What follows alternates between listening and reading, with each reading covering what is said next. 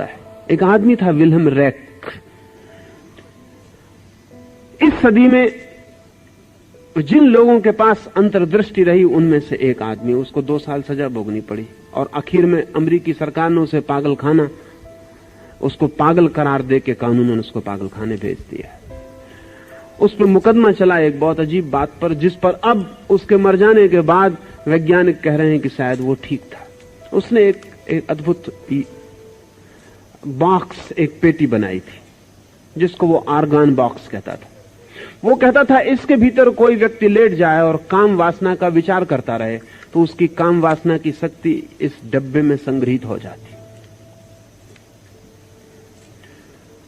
लेकिन अब इसका कोई वैज्ञानिक प्रमाण क्या हो कि उसमें संग्रहित हो जाती है। वो कहता था प्रमाण एक ही है कि आप किसी को भी इसके भीतर लिटा दें जिसको बिल्कुल पता नहीं है, वो 1 मिनट के बाद काम वासना का विचार करना शुरू कर देता। किसी को भी लिटा दें। वो कहता था यही प्रमाण है। इसको तो वो हजारों लोगों का प्रमाण देता था, लेकिन इसको वैज्ञानिक कहते थे हम इसको कोई प्रमाण नहीं मानते। वो आदमी ब्रह्म हो सकता है, उस आदमी की आदत हो सकती है। इस डब्बे के भीतर वो कहता था जो विचार आप करेंगे, जहां आपका ध्यान जाएगा वहीं शक्ति संग्रहित हो जाती। वो अनेक ऐसे लोगों को जिनको मानसिक रूप से ख्याल पैदा हो गया है कि वो क्लीव हैं, इंपोर्टेंट हैं, इन बॉक्सों में लिटा के ठीक कर देता था, क्योंकि वो कहता था इनमें आर्गन एनर्जी इकट्ठी है। ये जो पावलिता है वो आपकी कोई भी शक्ति को आपके ध्यान से इकट्ठा कर लेता है। आपको ख्याल में ना होगा, जब आपकी तरफ लोग ध्यान देते हैं तो आप स्वस्थ अनुभव करते हैं, जब आपकी तरफ लोग ध्यान नहीं देते तो आप अस्वस्थ अनुभव करते हैं।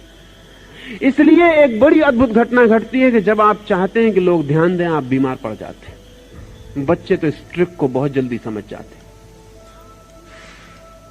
आपकी 100 में से 90 बीमारियां ध्यान की आकांक्षाओं से पैदा होती हैं, क्योंकि बिना बीमार पड़े घर में आपको कोई ध्यान नहीं देता। पत्नी बीमार पड़ जाती है तो पति उसके सिर पर हाथ रख के बैठता है।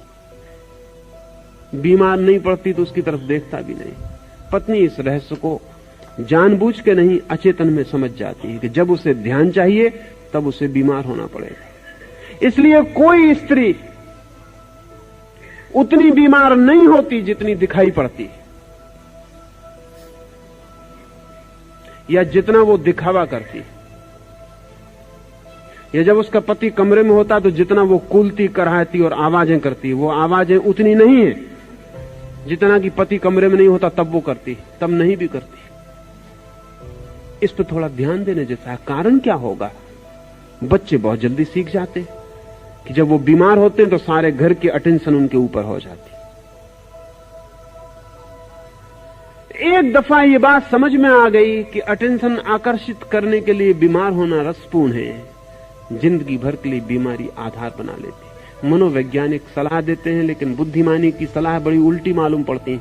वो कहते हैं जब कोई बीमार हो तब जानबूझ के भी उस पर कम से कम ध्यान देना, अन्यथा उसे बीमार होने के लिए तुम कारण बनोगे।